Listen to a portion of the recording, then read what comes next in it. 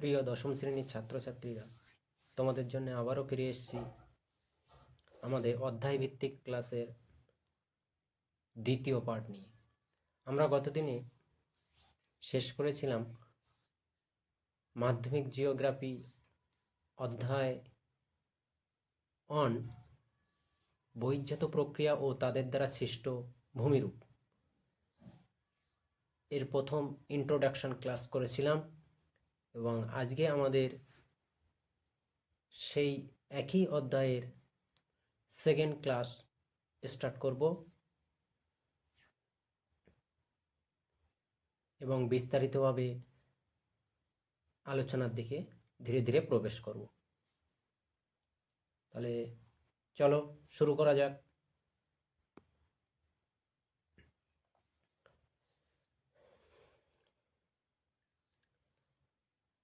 আমরা গত দিনে যেখান থেকে শেষ করেছি ঠিক তার পরের থেকে আবার আলোচনা শুরু করছে আজকের পাঠে। আজকের পাঠে অ্যাট ফার্স্ট আলোচনার মূল বিষয়বস্তু হলো ভূমিরূপের পরিবর্তনে নদীর ভূমিকা। তোমরা সবাই জানো আমরা বহির্জাত প্রক্রিয়া নিয়ে আলোচনা করছি, আর এই বহির্জাত প্রক্রিয়ার মধ্যে উল্লেখযোগ্য একটি শক্তি হলো নদী।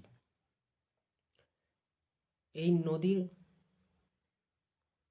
ফলে ভূমিভাগের উপরিভাগের প্রায় 70% স্থানের পরিবর্তন সাধন ঘটে থাকে, বা ভূমিরূপের পরিবর্তন সাধন ঘটে থাকে 70% অংশের। তো নদী কিভাবে ভূমিরূপের পরিবর্তন ঘটাচ্ছে সেই সব বিষয় সম্পর্কে তো আমরা সবাই জানব, কিন্তু তার আগে একটু নদী সম্পর্কে বিস্তারিত জেনে নেব। প্রথমে নদী সম্পর্কে আমরা জানতে গিয়ে সবার প্রথম নদীর সংজ্ঞাটা জেনে নেব।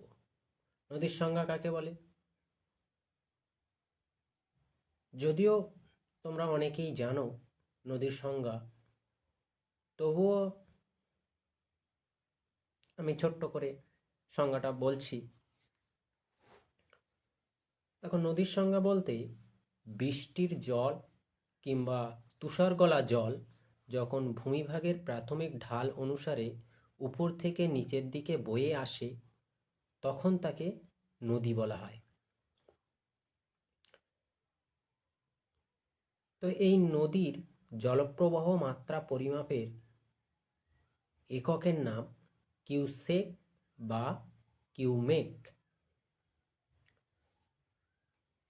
তো এই নদী সম্পর্কে আরও বিশেষ কিছু জানার রয়েছে। আমরা শুধুমাত্র নদীর সংজ্ঞাটুকু জানলাম। এর পরবর্তীতে বলবো আদর্শ নদী কাকে বলে। যখন কোনো নদীর চলার পথে উৎস থেকে মোহনা পর্যন্ত 3টি গতি বিদ্যমান থাকে, অর্থাৎ উচ্চগতি, মধ্যগতি ও নিম্নগতি, তখন সেই নদীকে আদর্শ নদী বলে। উদাহরণ হিসেবে আমরা বলতে পারি ভারতের গঙ্গা নদী ও সিন্ধু নদী। 3 নম্বর, এখানে বলছে নদী অববাহিকা কাকে বলে। দেখো, আমরা সবাই জানি একটা নদী কোনো উঁচু স্থান থেকে সৃষ্টি হয়ে মোহনায় এসে মিলিত হয়, কিন্তু সেই নদীর সঙ্গে একাধিক শাখা নদী ও উপনদী এসে মিলিত হয়, এবং এই নদী সহ অন্যান্য শাখা নদী এবং উপনদীগুলি যে বিস্তীর্ণ অঞ্চল জুড়ে অবস্থান করে সেই সমগ্র অঞ্চলকে একত্রে বলা হয় নদী অববাহিকা। নেক্সট, নদী উপত্যকা কাকে বলে? উৎস থেকে মোহনা পর্যন্ত নদী যে সংকীর্ণ খাদের মধ্য দিয়ে প্রবাহিত হয়, সেই সংকীর্ণ খাতকেই বলা হয় নদী উপত্যকা। পরবর্তীতে আসি আমরা। পরবর্তীতে বলা হচ্ছে জলবিভাজিকা কাকে বলে? তো দেখো, দুটো নদীর মধ্যবর্তী যে সংকীর্ণ উচ্চভূমি দুটি নদীকে সম্পূর্ণরূপে আলাদা করে রাখে, সেই স্থানকেই বলা হয় জলবিভাজিকা। এরপরে আমরা আসব যে নিত্যবাহ নদী কাকে বলে। নিত্যবাহ নদী কাকে বলে? যে সকল নদী বৃষ্টির জল কিংবা বরফ গলা জলে পুষ্ট, সেই সকল নদীতে সারা বছর ধরেই জল উপস্থিত থাকে, এদেরকে নিত্যবাহ নদী বলা হয়। উদাহরণ হিসেবে আমরা কি বলতে পারি? ভারতের গঙ্গা নদী একটি নিত্যবাহ নদী। এরপরে আমরা আসব অনিত্যবাহ নদী কাকে বলে। যে সকল নদী বৃষ্টির জল কিংবা তুষারগলা জলে পুষ্ট নয়, বছরের শুধুমাত্র কোনো এক নির্দিষ্ট ঋতুতেই জল দেখতে পাওয়া যায় এবং অন্য সময়গুলো শুষ্ক অবস্থায় থাকে, সেই সকল নদীগুলোকে বলা হয়ে থাকে অনিত্যবাহ নদী। উদাহরণ হিসেবে আমরা বলতে পারি পশ্চিমবঙ্গের অজয় নদী ও দামোদর নদী। নেক্সট, দোআব কাকে বলে? দুটি নদীর মধ্যবর্তী অঞ্চলকে দোআব বলা হয়। এরপরে দেখো, এরপরে আমরা যে বিষয়টা জানব সে বিষয়টা হলো নদীর কাজ কয় প্রকার ও কি কি। নদীর কাজের কথা যদি আমরা আসি, তাহলে নদীর কাজ মূলত 3 প্রকারের, যথা ক্ষয়কাজ। এই ক্ষয়কাজ মূলত নদী উচ্চ গতিতে সম্পন্ন করে থাকে। 2 নম্বর বহন কাজ। এই বহন কাজ নদী মূলত মধ্যগতিতে সম্পন্ন করে থাকে। 3 নম্বর সঞ্চয় কাজ। সঞ্চয় কাজ মূলত নদী নিম্নগতিতে সম্পন্ন করে থাকে। এবার সবথেকে একটা গুরুত্বপূর্ণ বিষয় হলো ষষ্ঠ ঘাতের সূত্র, যেটা আমাদের পরীক্ষাতে বারবার প্রশ্নে এসেছে। এই ষষ্ঠ ঘাতের সূত্র কি? বিজ্ঞানী ডব্লিউ হপকিন্স 1842 খ্রিস্টাব্দে এই ষষ্ঠ ঘাতের সূত্রের ব্যাখ্যা দেন। তিনি কি বলেছেন? তিনি বলেছেন নদীর গতিবেগের সঙ্গে নদীর বহন ক্ষমতার একটা সুনির্দিষ্ট সম্পর্ক রয়েছে।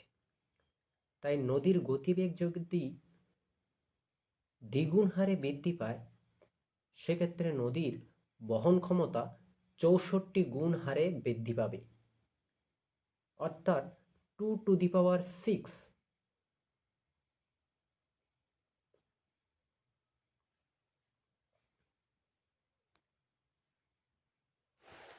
এবার আমরা আসব মূলত যেভাবে আমাদের ডেসক্রিপটিভ টাইপ প্রশ্নের আলোচনা করতে হয় এবং পরীক্ষাতে যেভাবে যে প্রশ্নগুলো থাকে, যে নদীর ক্ষয়কার্যের ফলে গঠিত ভূমিরূপগুলি চিত্রসহ আলোচনা করো। তাহলে অ্যাট ফার্স্ট আমাদের ইন্ট্রোডাকশন কিছু লিখতে হবে বা ভূমিকা অংশে কিছু লিখতে হবে। সেখানে আমরা কি লিখতে পারি? যে আমরা নদীর সংজ্ঞাটা এখানে ইউজ করতে পারি। কিভাবে? যে কোনো উচ্চভূমি অঞ্চল থেকে বৃষ্টির জল কিংবা তুষার গলা জল ভূমির প্রাথমিক ঢাল অনুসারে নিম্নভূমি অঞ্চলের দিকে নেমে আসে, একে আমরা নদী বলে থাকি। আর এই নদীর দ্বারা আমাদের পৃথিবীপৃষ্ঠের উপরিভাগের প্রায় 70% ভূমিরূপের পরিবর্তন সাধন ঘটে থাকে। সুতরাং নদীর ক্ষয়কার্যের ফলে ভূমিরূপের যে সকল পরিবর্তন সাধনগুলো ঘটছে এবং নতুন নতুন ভূমিরূপের সৃষ্টি হচ্ছে, সেগুলো নিম্নে আলোচিত হলো। 1 নম্বর, আই বা ভি আকৃতির নদী উপত্যকা বা গিরিখাত। মূলত আর্দ্র অঞ্চলের দেশগুলিতে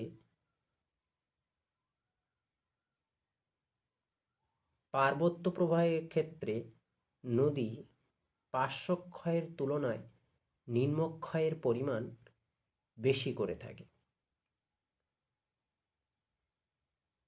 নিম্নক্ষয়ের পরিমাণ বেশি হওয়ার ফলে নদী খাতের গভীরতা বৃদ্ধি পায় এবং ইংরাজি আই বা ভি অক্ষরের মতো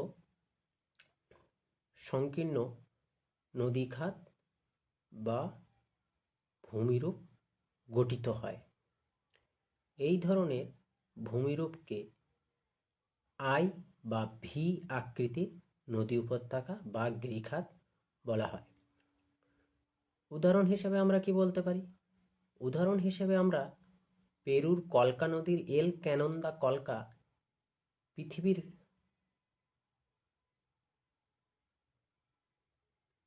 বৃহত্তম গিরিখাত, যাকে আমরা উদাহরণ হিসেবে ব্যবহার করতে পারি।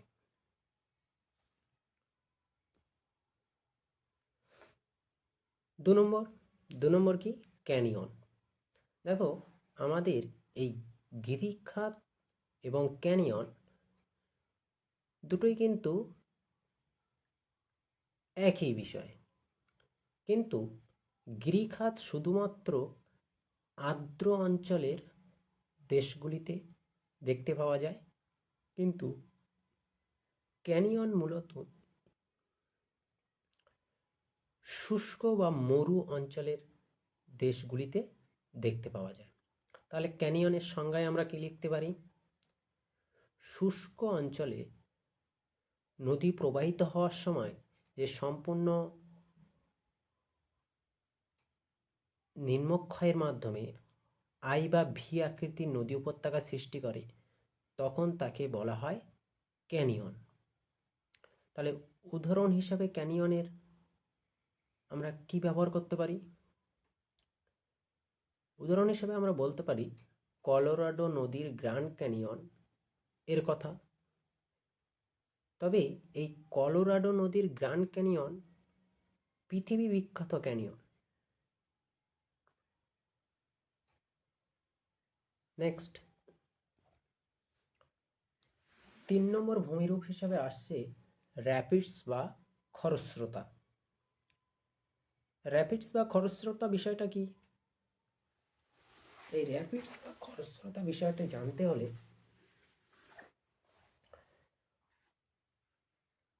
আমাদের পড়তে হবে। তাহলে কি বলছে দেখি?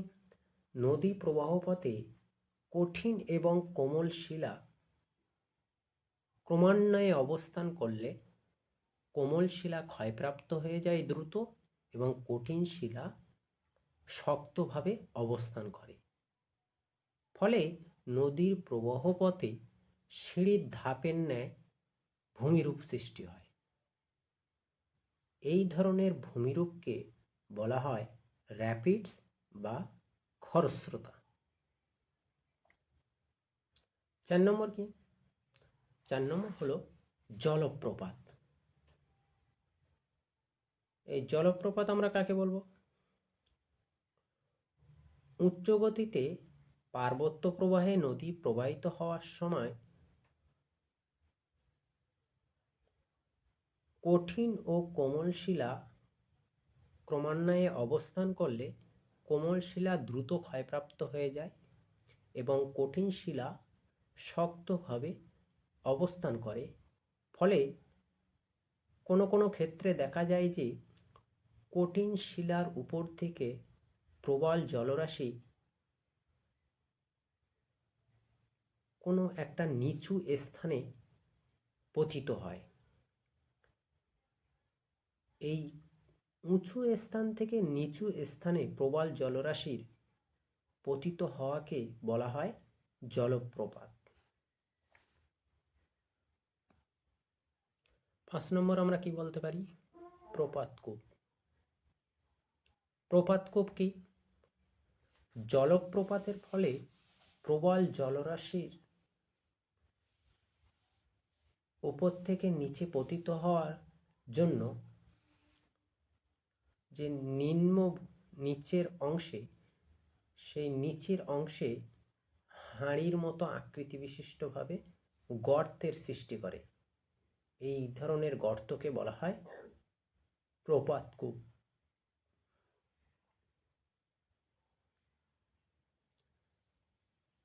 6 নম্বর আমরা কি বলবো?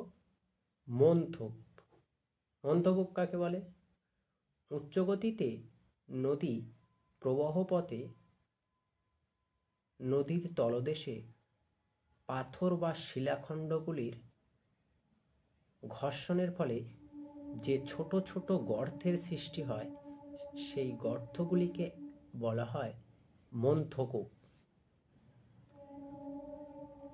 তাহলে এই ছিল আমাদের নদীর ক্ষয়কার্যের ফলে গঠিত ভূমিরূপ সমূহগুলি এবং তাদের চিত্রসহ বর্ণনা এবং ব্যাখ্যা।